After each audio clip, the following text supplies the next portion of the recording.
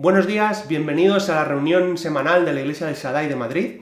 Durante los próximos minutos tendremos un tiempo de alabanza, tendremos reflexión en la palabra y tendremos la mesa del Señor. Así que quédate con nosotros y demos gracias por la reunión y empezaremos ahora mismo. Gracias, Señor, por este nuevo día, gracias por poder reunirnos aunque sea de forma digital y gracias porque podemos hacerlo y compartirlo con mucha gente. En el nombre de Jesús, amén. Y sin más, empezamos con la primera canción.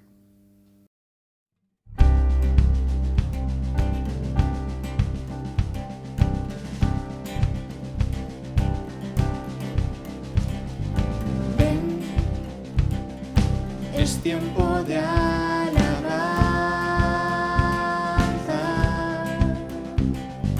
Ven, abre tu corazón a Dios.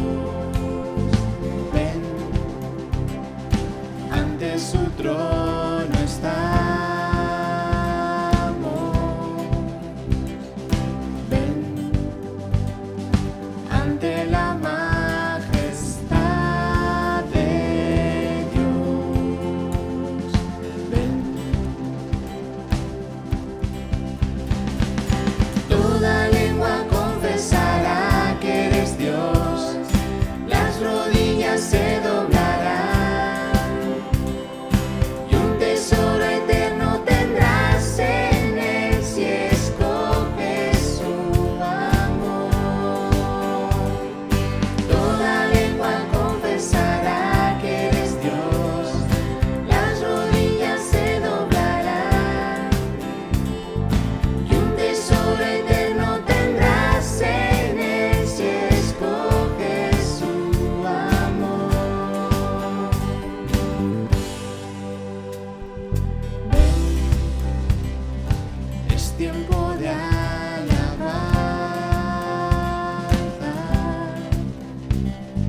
Ven, abre tu corazón a Dios. Ven, ante su trono estamos. Ven, ante la majestad de Dios. Ven, toda lengua confesará que eres Dios, las rodillas se doblarán y un tesoro eterno tendrás en él si escoges su amor. Toda lengua confesará que eres Dios, las rodillas se doblarán y un tesoro eterno tendrás en él si escoges su amor. Ven, es tiempo de alabanza.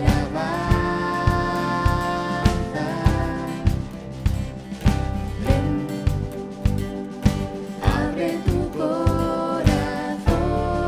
a Dios. Ven, ante su trono estamos.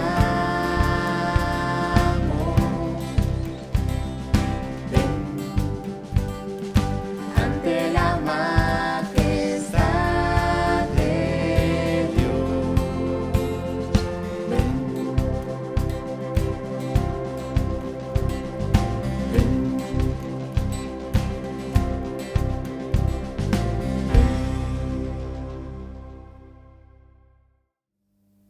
Me gustaría hacer un spin-off de mi última presidencia. Si recuerdas, la última vez que yo tuve que hablar, di un dato sobre el apóstol Pablo, y es que cuando él se convirtió, él antes se llamaba Saulo, y cuando se convirtió lo que hizo fue cambiar su nombre.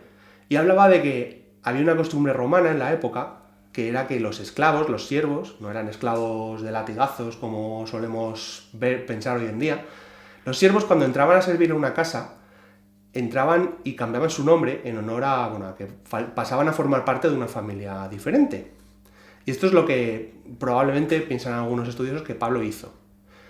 Sin embargo, claro, esto es una paradoja, puesto que en Gálatas 5.1 el mismo Pablo nos dice que Cristo nos libertó para que vivamos en libertad.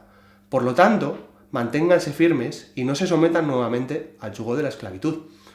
Y claro, y uno se puede preguntar, ¿cómo es esto posible que cuando estamos sometiéndonos a la voluntad de Cristo, estamos siendo libres? O sea, te estás sometiendo a una persona. Por lo tanto, ¿qué clase de libertad sería esta? Entonces vamos a partir de una base, y es definir qué es la libertad. No es fácil, ¿verdad? Vamos a hacer una pregunta un poquito más afinada. ¿Existe la libertad absoluta? Si has pensado que sí, te reto a que pruebes a vivir durante unos minutos sin respirar. No se puede, ¿verdad? Ni siquiera probablemente aguantes un minuto. Yo no lo aguantaría, desde luego. Pero claro, es que no existe la libertad absoluta. Y aunque viviésemos en un mundo sin leyes humanas, pues enseguida cuando pensamos en libertad probablemente pensemos en la ley civil, en la ley penal, cosas que no podemos hacer porque si las hacemos vamos a la cárcel o nos ponen multas o mil cosas, ¿no? Si quitásemos todo eso, aún así seguiríamos sujetos a las leyes naturales, que son las que nos hacen, por ejemplo, que nos caigamos al suelo si saltamos por una ventana. Estamos sujetos a la ley de la gravedad, a todas las leyes físicas, a todas las leyes biológicas, a todas las leyes químicas. Como decíamos antes, además existen leyes que nosotros mismos como seres humanos creamos para mejorar la convivencia. De hecho, claro, es una paradoja legítima que incluso los propios judíos, los fariseos, le planteaban a Jesús. Si vamos a Juan, al Evangelio de Juan, el capítulo 8, versículos 31 y 32, nos dice lo siguiente. Dijo entonces Jesús a los judíos que habían creído en él: si vosotros permaneciereis en mi palabra, seréis verdaderamente mis discípulos, y conoceréis la verdad, y la verdad os hará libres. Es un versículo muy conocido y muy descontextualizado muchas veces, ¿no? Pero claro, es justo después del texto que los judíos plantean esta paradoja. ¿De qué tienen que ser libres? Claro, ellos hablan de que son linaje de Abraham y que no han sido esclavos nunca. ¿De qué tenemos que ser libres? ¿Qué me estás diciendo, Jesús?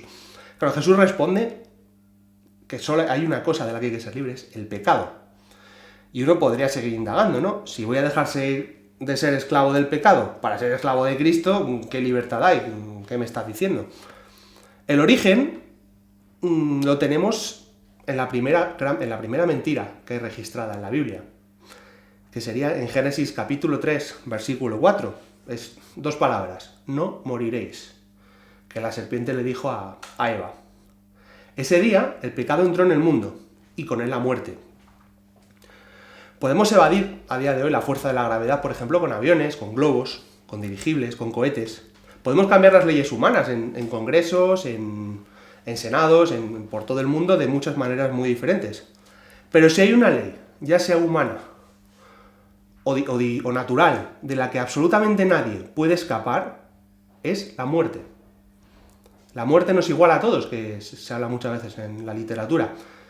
Y no en vano, muchas veces es llamado la última frontera.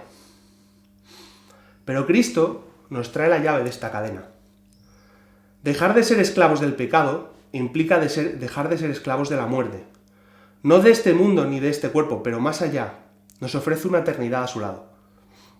Y pese a que pueda parecer que una eternidad subida en una nube debe ser muy aburrido, tenemos que escapar un poco de los estereotipos, porque pensar que de las cosas que sabemos, que nos cuenta la Biblia sobre esta eternidad, es que va a ser con un cuerpo perfecto, sin ninguna tara. Si tienes un problema al caminar de cojera, o si tu brazo no es plenamente funcional, o tienes, pongamos, diabetes, alguna cosa así, todo eso no va a estar.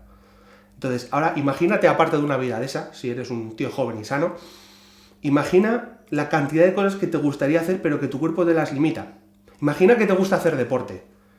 Poder hacer deporte sin parar porque no te cansas. Si te gusta leer, imagina poder leer tanto como quieras porque no te da sueño, no te quedas dormido. Y esto es solo un pequeño ejemplo de las cosas que Dios nos ofrece a su lado, en un cielo nuevo y una tierra nueva. Ahora vamos a cantar con el grupo de alabanza la canción que se llama Fuente de la Vida Eterna. Y simplemente tengamos en cuenta que la fuente de la vida eterna es Cristo. Y es vida eterna porque nos libra del pecado y de la muerte.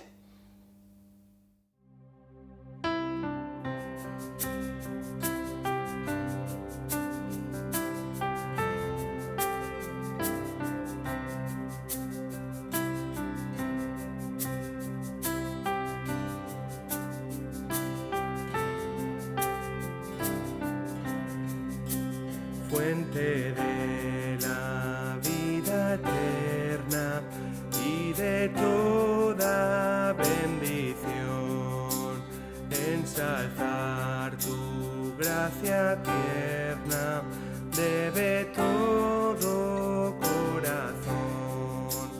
Tu piedad inagotable, abundante en perdonar, único ser adorable, gloria a ti debemos dar.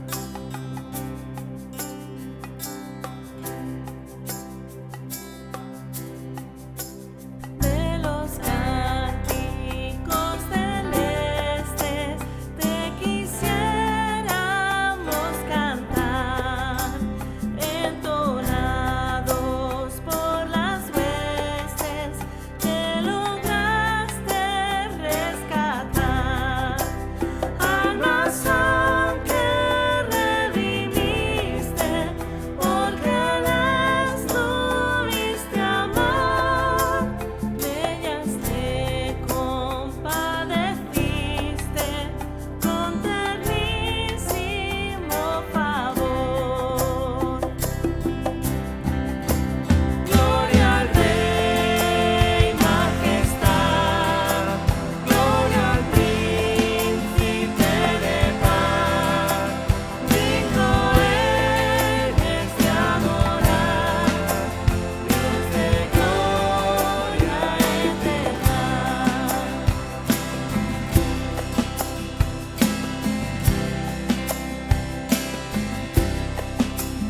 Toma nuestros corazones, llénalos de tu verdad, de tu espíritu los dones y de toda santidad. Guíanos en obediencia, humildad, amor y fe. Nos ampare tu clemencia, Salvador propicio sé.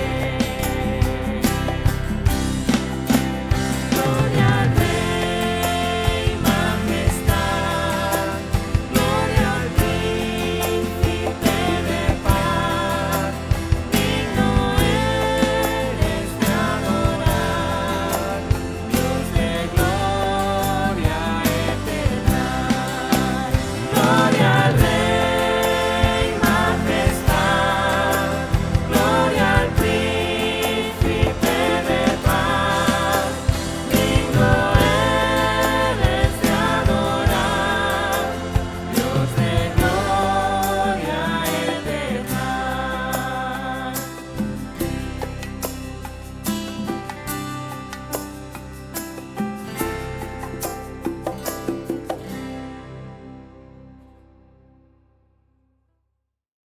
Buenos días, familia.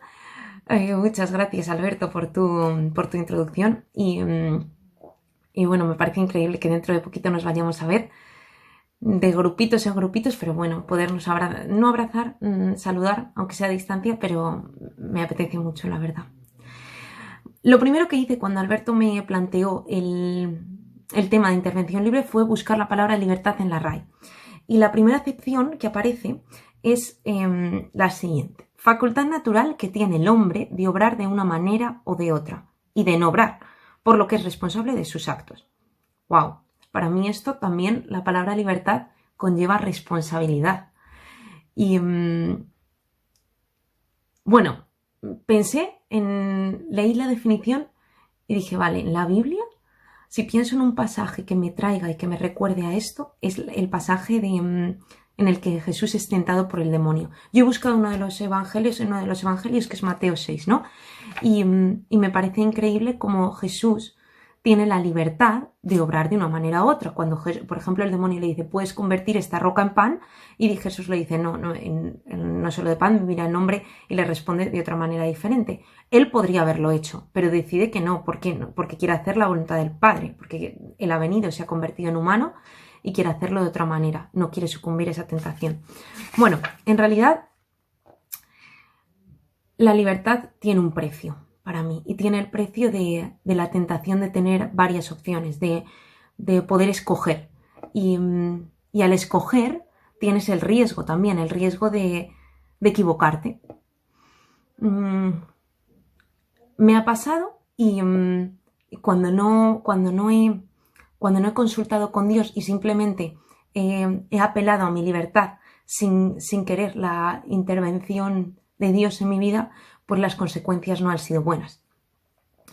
Entonces, esto es lo que me parece muy importante. Ahora a nosotros no se nos va a presentar el demonio como se le presentó a Jesús en el desierto. O sí, a mí por ahora no se me presenta de esa manera, pero para mí se me presenta el tiempo en las redes sociales que sea excesivo, el compararme con los demás pero de manera tóxica, el pensar en mí y no pensar en los demás. Esa es mi tentación. Y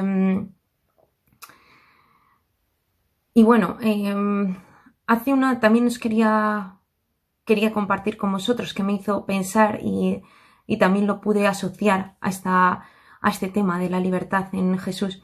La semana pasada me escribió una amiga que ella es propietaria de una autoescuela y ahora mismo las autoescuelas están yendo bastante mal porque, bueno, por todo el tema de los exámenes, la DGT que no hace exámenes, que como los pone las fechas, están no sé cuántos alumnos se presentan por tanda, muchos alumnos, es un caos. Y entonces ella me escribía y me decía, Lidia, ¿está Dios en confinamiento todavía? Porque no le he visto ni ir a comprar el pan. Y en un principio cuando leí el mensaje, me dolió, fue como, pero ¿cómo dice esto? Pero no, dije, bueno, vale, voy a pensarlo bien. Señora, ayúdame a ver cómo puedo responderla. Porque ella es muy defensora, como todos, de nuestras libertades individuales, sí. Y entonces le pregunté, ¿cómo podría terminarse pues, el confinamiento, las guerras en el mundo? En realidad, podría terminarse si Dios a todos nos obligase a amar, ¿no? Si desde un principio cuando nos crea dice, vale, yo te obligo a amar a todo ser humano. Pero es que, ¿qué pasa? Si Dios nos obliga a amar a todos, va en contra de lo que Dios es como creador. Y Dios como creador nos hace libres. A lo que crea, Dios le hace libre. Entonces, ¿qué queremos? No sé, ahí es cuando nos contradecimos, ¿no? ¿Queremos esa libertad o queremos que Dios nos mantenga ahí agarrados y hagamos todo lo que Él dice? Y quería leeros un pasaje de la Biblia que también me da mucho ánimo y me ayuda en los momentos en los que tengo que vivir más al Espíritu y que tengo que consultar con Dios de una manera más poderosa. Y está en Romanos 8, 25, 26, bueno, y vamos un poquito más adelante, del 25 al 28 dice, el 25, pero si esperamos lo que no vemos, con paciencia lo guardamos, y de igual manera el Espíritu nos ayuda en nuestra debilidad, pues que hemos de pedir como conviene, no lo sabemos, pero el Espíritu mismo intercede por nosotros con gemidos indecibles. Mas el que escudriña los corazones sabe cuál es la intención del Espíritu, porque conforme a la voluntad de Dios intercede por los santos. Y sabemos que a los que aman a Dios todas las cosas les ayudan a bien, esto es, a los que conforme a su propósito son llamados. Que no nos olvidemos siempre de preguntarle a Dios cuál es el propósito y de seguir ese propósito que Dios tiene para nosotros. Un abrazo muy grande. Buenos días, hermanos, qué bonito es poder compartir una vez más juntos, otro domingo más, que esperamos que sea presencial dentro de poquito, ya queda menos. Esta semana, cuando Alberto me dijo de hablar sobre el tema de la libertad, justo estaba pensando en la libertad que tenemos en Cristo, ¿no? Y entonces yo voy a hacer un símil que justo me ha venido a la cabeza estos días, ¿no? Somos libres en Cristo, aunque tenemos que seguir una serie de pautas. Sí, ¿cómo va esto? ¿No puedes ser libre y seguir pautas? Bueno, pues pensad en lo que tenéis ahora. ¿Somos libres de ir a cualquier sitio? Sí, pero tenemos que ir con mascarilla, tenemos que respetar distancias de seguridad, no podemos sobrepasar según qué límites de aforo. ¿Y todo esto por qué? Para cuidar nuestra persona y para cuidarnos entre todos. Y justo eso es lo que me pasa con el tema de la libertad de Cristo, ¿no? El Señor me libró de muchísimas cargas y la verdad es que tengo que dar muchísimas gracias por ello, ¿no? Pero muchas veces la gente pregunta, claro, eres libre, pero tienes que seguir una serie de normas. Claro, no es tan así, ¿no? Al final eres libre, como os he dicho antes, somos libres, pero tenemos unas pautas a seguir para que el Señor nos cuide, ¿no? Y justo estaba pensando en un versículo que está en el Salmo 119 que dice que andaré en libertad, pero buscaré tus mandamientos, ¿no? Justo esas normas para poder andar en la libertad de Cristo están aquí, en la Biblia.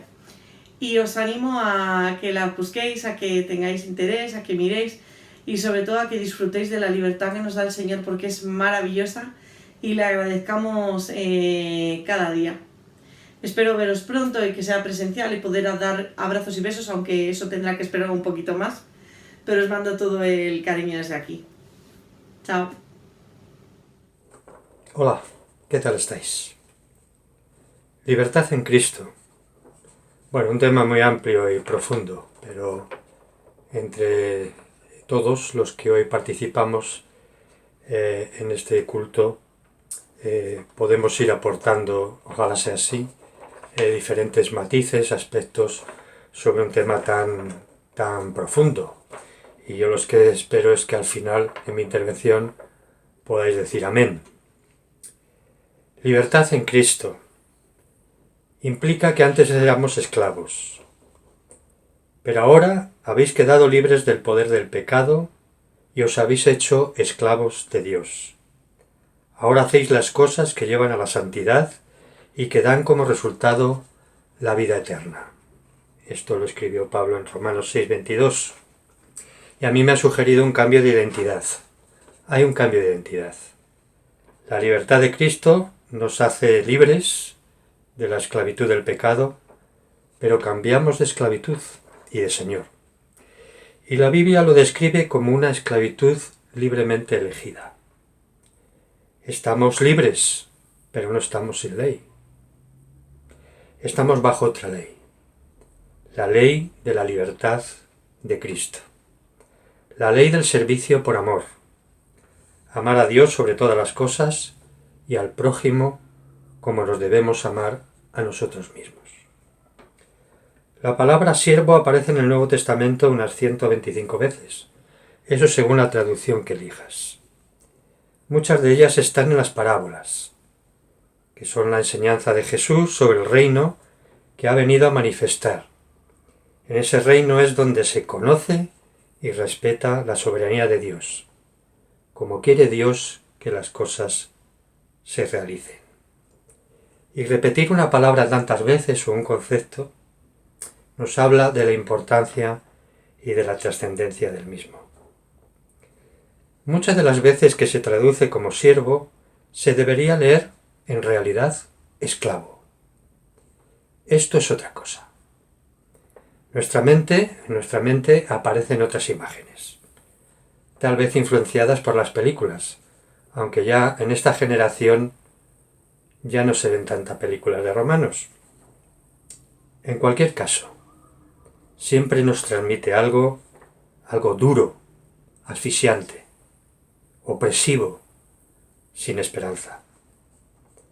Los que leyeron por primera vez las cartas, cuando las leían o las escuchaban, sobre la esclavitud del pecado y de la liberación del mismo, recibirían un mensaje muy potente y a la vez sorprendente. Se les hablaba de una nueva identidad, pasar de ser esclavos del pecado a la de libres en Cristo. Pero se les pedía, innegociablemente, que se convirtieran en esclavos, en siervos. Los esclavos podían ser libres si alguien pagaba un rescate por su liberación. La liberación de la esclavitud del pecado, de su poder embaucador, paralizante, cegador, también tuvo un precio.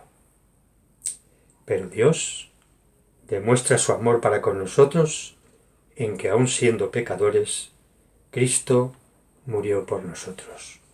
Romanos 5:8. Y el texto tan definitivo también de Filipenses 2:7. Comportaos como lo hizo Cristo Jesús, el cual, siendo de condición divina, no quiso hacer de ello ostentación, sino que se despojó de su grandeza, asumió la condición de siervo y se hizo semejante a los humanos. El Señor no nos pide nada que no haya vivido Él antes. Su propia identidad fue reconocida por Dios Padre. Aquí está mi siervo, a quien he escogido, mi amado, en quien me deleito. Pondré sobre él mi espíritu y proclamará justicia a las naciones. Es interesante ver cómo Pablo, Santiago, Pedro, Judas se presentan en sus escritos como siervos de Jesucristo. Era su tarjeta de presentación. Pedro, en su primera carta, nos aconseja y anima a actuar como personas libres, pero no como las que tienen la libertad como pretexto para hacer lo malo, sino como siervos de Dios, libres para servir. La libertad en Cristo va más allá de cómo la podamos entender y experimentar en nuestra vida. Gálatas 4:7. Así que ya no eres esclavo, sino hijo. Y si hijo, también heredero de Dios por medio de Cristo. Esclavo, hijo, heredero, hijo con herencia asegurada por Cristo, como resultado trascendente y eterno de su obra. Hay motivos para dar gracias a Dios, para alabarle, para recordar a nuestro Señor y Salvador y para proclamar en esta mañana y siempre la buena noticia de liberación que es el Evangelio. Amén. Que el Señor os bendiga. Hola, muy buenos días a todos. En relación con el tema de la libertad en Cristo, nos podríamos preguntar, ¿y qué significa ser libre en Cristo? Pues ser libre en Cristo significa que Jesús es el Señor de mi vida y que gracias a su obra en mí, el pecado no controla mis acciones. Esa es la realidad de los que somos hijos de Dios. Desde el momento en el que permitimos que Jesús reine en nuestras vidas, que nos llene con su presencia y nos transforme, Él nos dará las fuerzas necesarias para obedecerle, ya que si fuera por nosotros mismos no podríamos hacerlo. Con su ayuda decimos no al pecado y sí a la voluntad de Dios. Dejamos de ser esclavos del pecado y pasamos a vivir la libertad plena que Dios quiere y anhela para cada uno de nosotros. Esa es la libertad que tenemos en Él. Y hay un par de versículos que lo expresan muy bien, que está en San Juan 8, del 31 al 32. La verdad os hará libres. Dijo entonces Jesús a los judíos que habían creído en Él: Si vosotros permanecéis en mi palabra, seréis verdaderamente mis discípulos, y conoceréis la verdad, y la verdad os hará libres. Esto es lo que quería compartir con vosotros. Feliz domingo y bendiciones. Muchas gracias a todos por vuestra participación en el tiempo libre. Y como veis, la mesa está puesta, así que vamos a participar de ella. Dice la palabra en Lucas, capítulo 22, a partir del versículo 14, está describiendo la escena de la última cena de Jesús con sus discípulos, la última Pascua. Y dice, cuando llegó la hora, Jesús se sentó a la mesa junto con los apóstoles. Entonces les dijo, «¿Cuánto he deseado comer esta Pascua con vosotros antes de mi muerte? Porque os digo que no volveré a comerla hasta que tenga su cumplimiento en el reino de Dios». Tomó luego en sus manos una copa, dio gracias a Dios y dijo, «Tomad esto y repartidlo entre vosotros, porque os digo que ya no beberé más de este fruto de la vid hasta que venga el reino de Dios». Tenemos pan y tenemos vino que representan el cuerpo y la sangre de Cristo. Sigue diciendo el texto que después tomó pan, dio gracias a Dios, lo partió y se lo dio diciendo, «Este es mi cuerpo entregado en favor vuestro. Haced esto en memoria de mí». Gracias, Señor, por este sacrificio, por todo lo que supuso para nosotros y porque podemos seguir recordándolo tanto tiempo después. En el nombre de Jesús. Amén.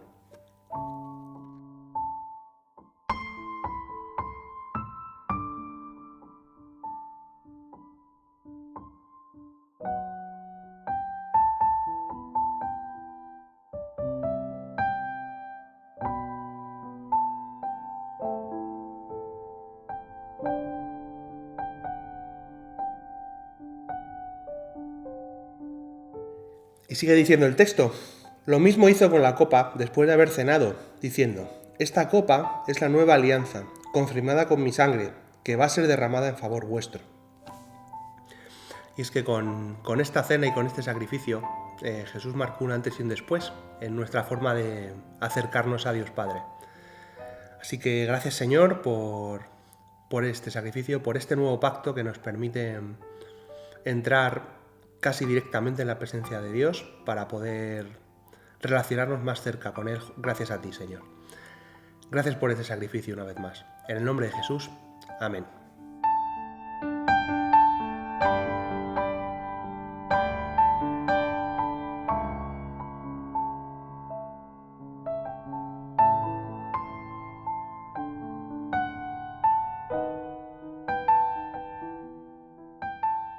Pues demos gracias al Señor por su mesa, por su sacrificio y por todo esto que hemos estado recordando.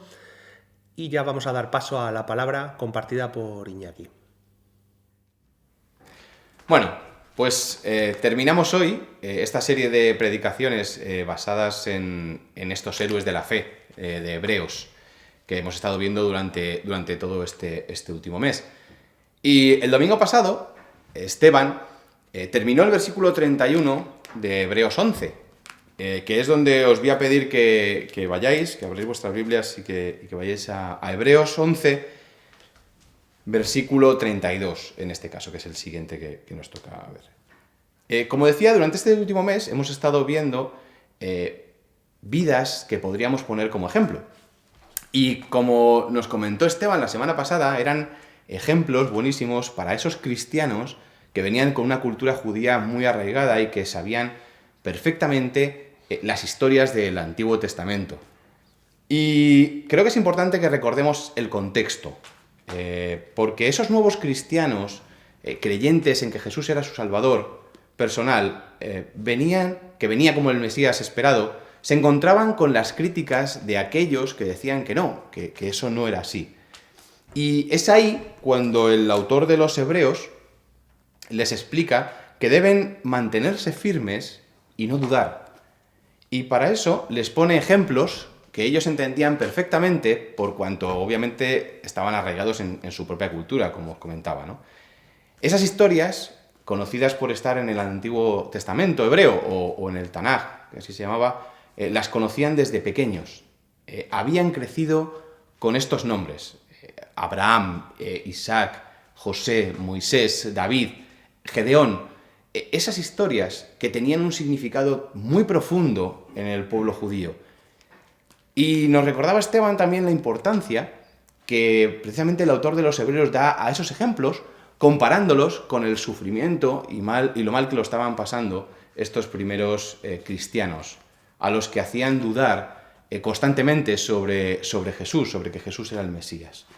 Así que hoy vamos a seguir viendo algunos de estos ejemplos que sigue relatando el autor de esta carta.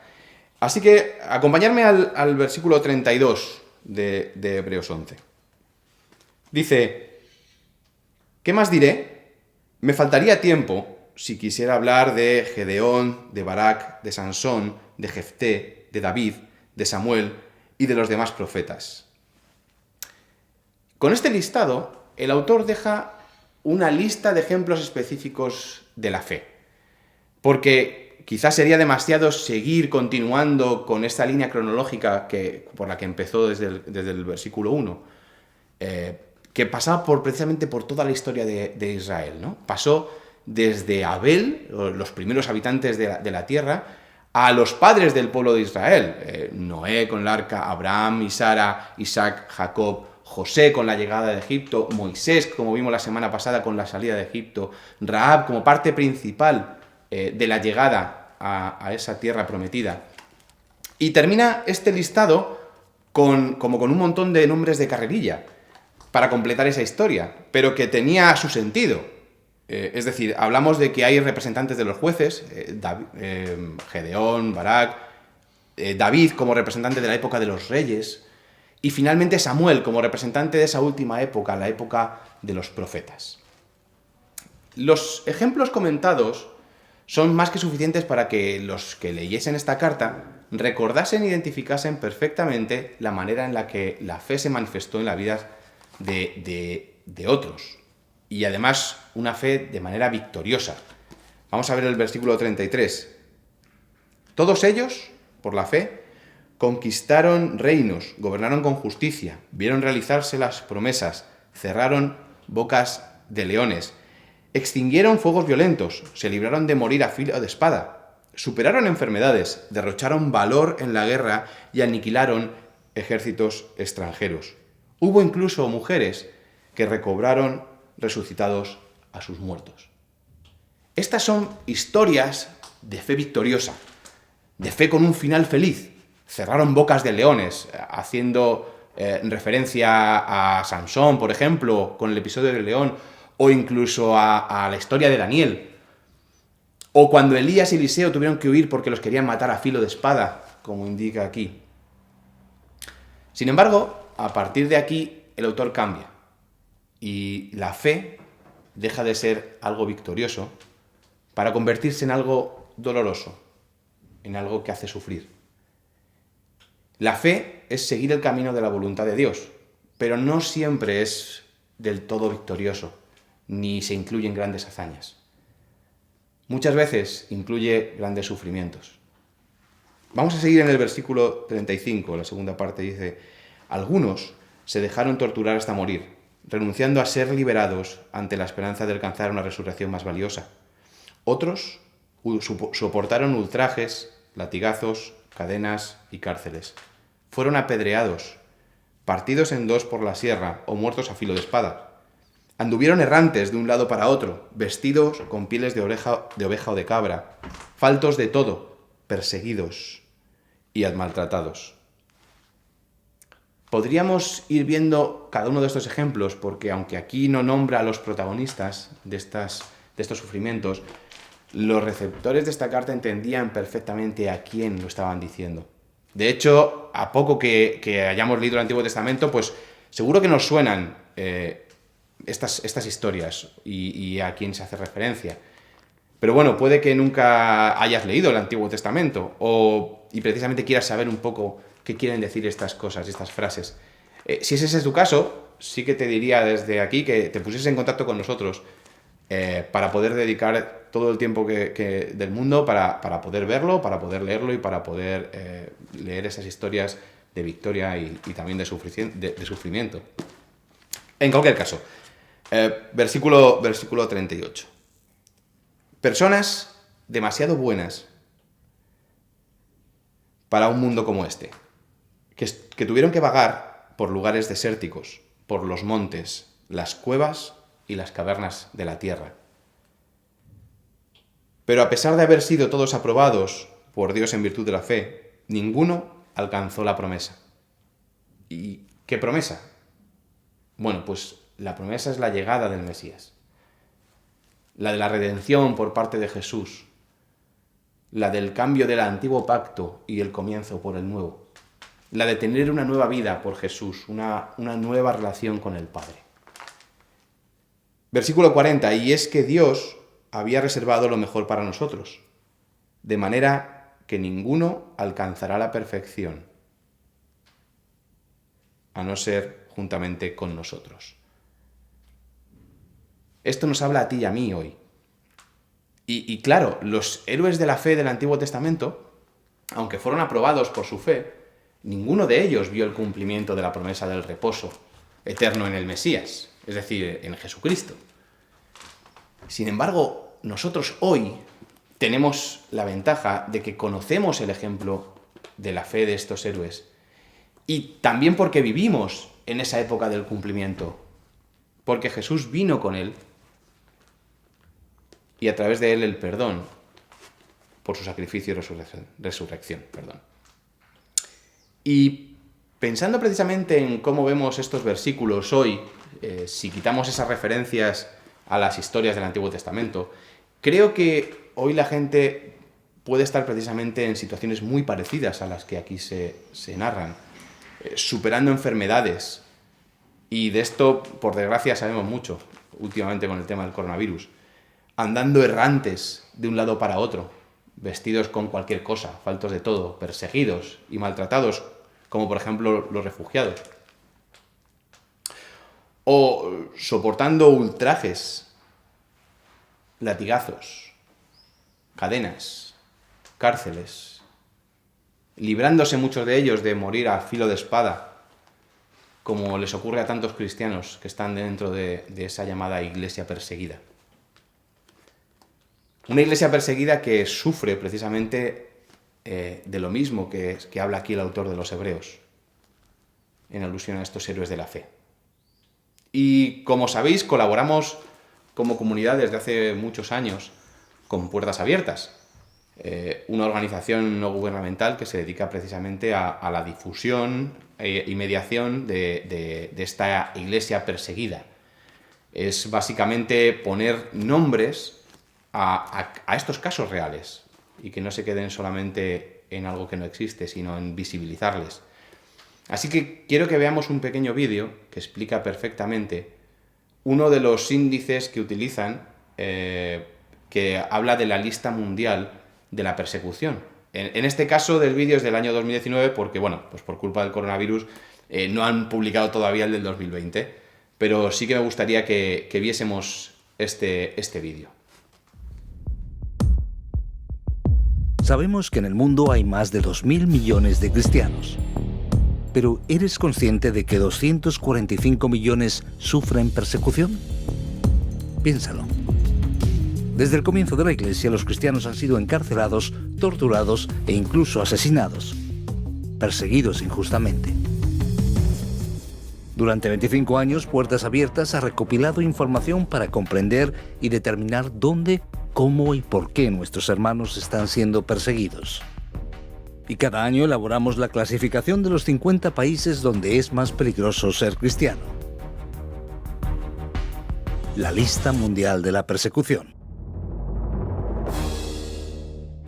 Su férrea dictadura y la falta de libertad religiosa han mantenido a Corea del Norte desde el año 2002 en lo más alto de la lista.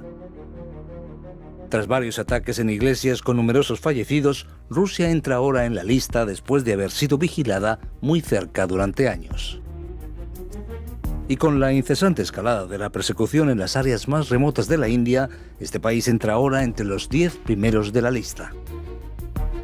Ya sean perseguidos por nacionalistas religiosos, su propia familia, su comunidad o incluso el gobierno. Todos los cristianos representados en esta lista necesitan tu oración y apoyo para continuar compartiendo y viviendo su fe. Entra en nuestra página web para saber cómo puedes ayudarlos.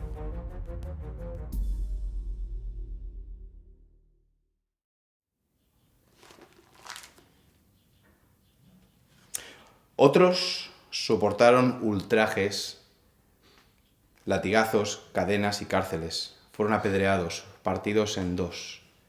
Esto está ocurriendo hoy, en el siglo XXI. Un versículo de hace 2000 años tiene hoy exactamente el mismo significado.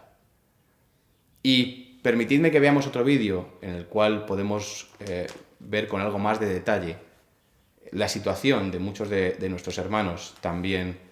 Es un vídeo que también viene de la gente de Puertas Abiertas.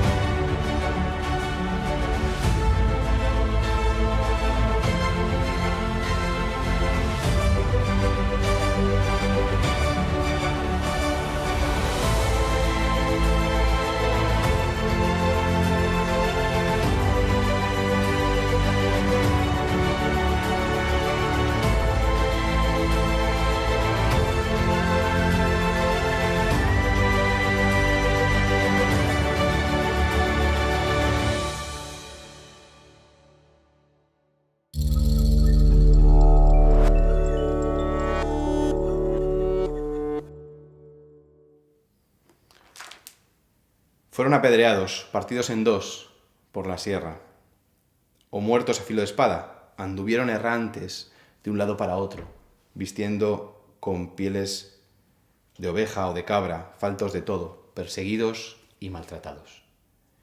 Ellos son también héroes de la fe. Anónimos, sin que muchas veces se sepa su historia. Simplemente cristianos que han creído en que Jesús es su Salvador como tú y como yo, pero que por desgracia no tienen la suerte de estar en un sitio donde poder compartir y poder hablar con libertad de eso, ni siquiera reunirse. ¿Y qué podemos aprender de estos héroes? Pues de la fe como esperanza, no como una ilusión o un deseo, sino como la certeza de lo que va a venir. La gratitud a nuestro Señor por haber moldeado a esas personas y hacerlas héroes de la fe. A saber reconocer a otros héroes de la fe, como decíamos. Gente que puede que tengamos muy cerca y que son auténticos héroes. Y pienso en gente que conocéis, o conocisteis o conocéis vosotros mismos. Mirad, parte de esta predicación la he hecho leyendo, por ejemplo, los comentarios expositivos de don Ernesto Trenchar. Y yo no le llegué a conocer, pero sé que muchos de vosotros sí.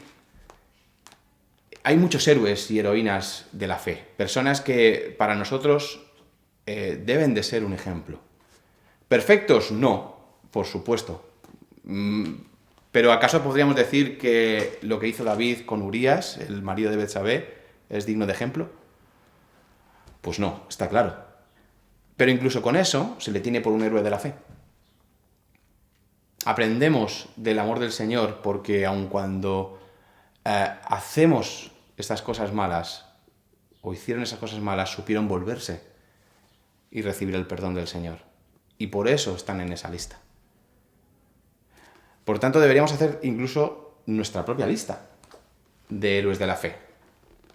Y bueno, a los que os juntáis desde hace poco con nosotros, o incluso es la primera vez que nos veis, pues os pido disculpa porque estos ejemplos a lo mejor no los conocéis. Son personas muy cercanas a nosotros, a nuestra comunidad, pero que sin duda sería interesante que os contasen de ellas.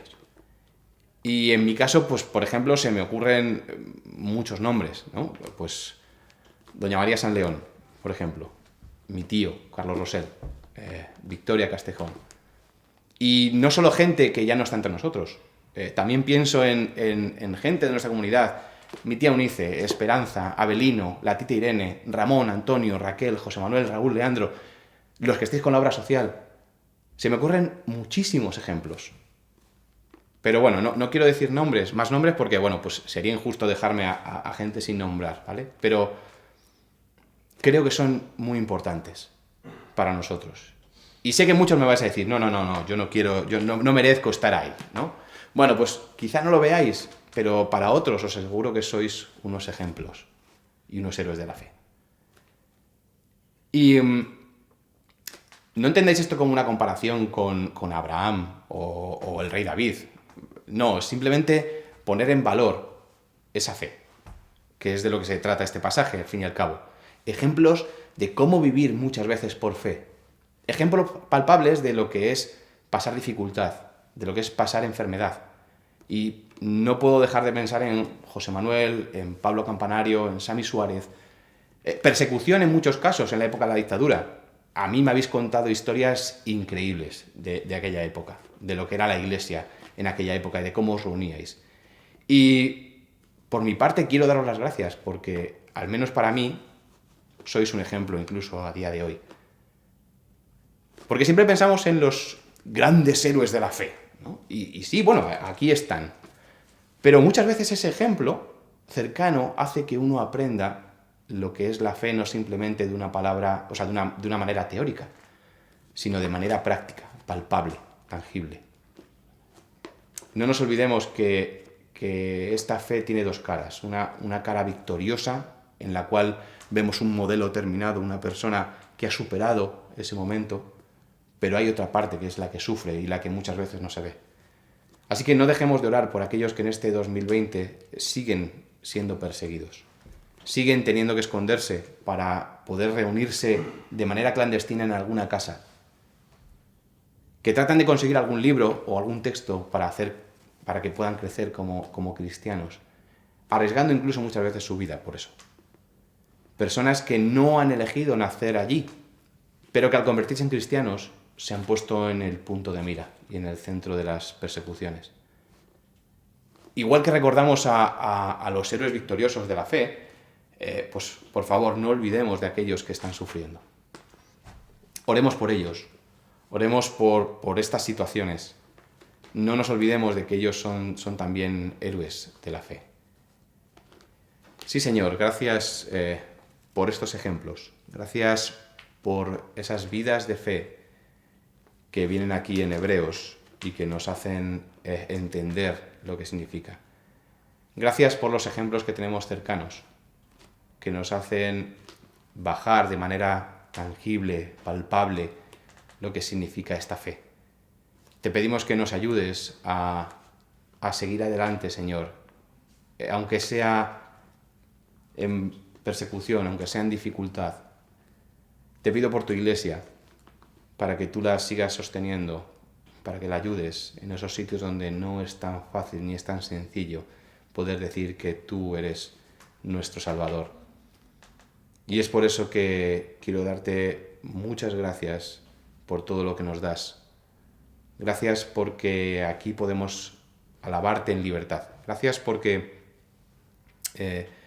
nos has dado esta comunidad que trasciende de unos muros, que trasciende de un local, que va incluso a países donde está prohibido reunirse. Queremos que nuestras oraciones vayan con ellos. Queremos que tu Iglesia sea viva, Señor, y que sea más viva que nunca. Es por eso que te damos muchas gracias en tu nombre. Amén. Y ahora me gustaría dejaros con una canción que la conocéis y que se llama Rompiendo en Fe.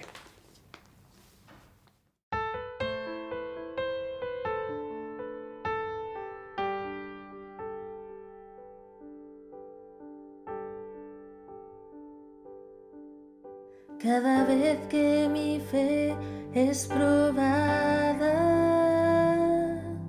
tengo la oportunidad de afianzarme más. Las montañas y valles, desiertos y mares que atravieso me llevan más cerca de ti. Las pruebas no son mayores que mi Dios y no pueden impedirme caminar. Si delante de mí no se abriera el mar, Dios me puede hacer andar sobre las aguas, rompiendo en fe. Toda mi vida se revestirá de tu poder, rompiendo en fe. Con osadía voy a ver lo sobrenatural. Voy a luchar y vencer, voy a confiar y creer. Cada día viviré rompiendo en fe.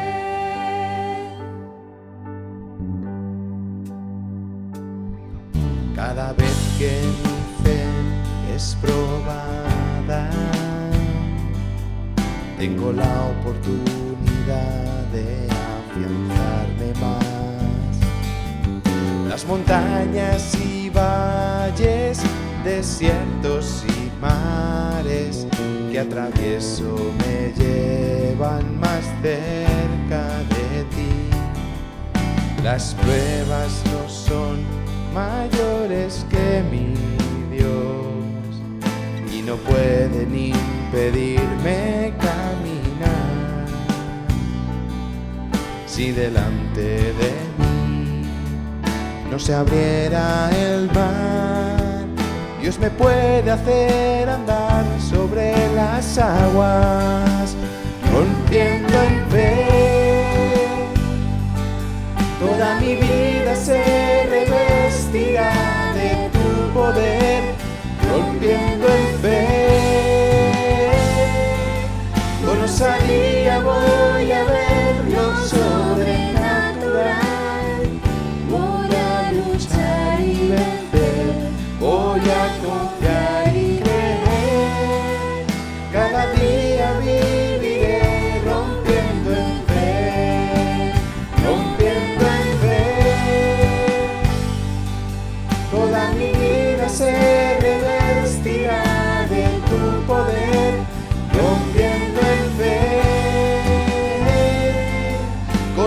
día voy a ver lo sobrenatural. Voy a luchar y vencer, voy a confiar y creer. Cada día viviré rompiendo en fe.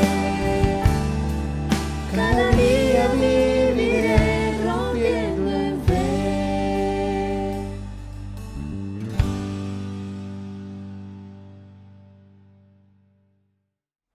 Muchas gracias, Iñaki, por compartir la palabra con nosotros. Oremos al Señor para que no vuelva él vacía. Y sin más nos vamos a despedir hasta el jueves que viene en la reunión de oración online, como todas las semanas, y el domingo que viene con novedades, puesto que retomaremos las reuniones en nuestro local, en la calle María Pedraza, pero no te preocupes porque podrás seguir viéndolo online en este mismo canal, en el que te puedes suscribir pulsando este botón que aparece aquí. Muy buenos días a todos y feliz domingo.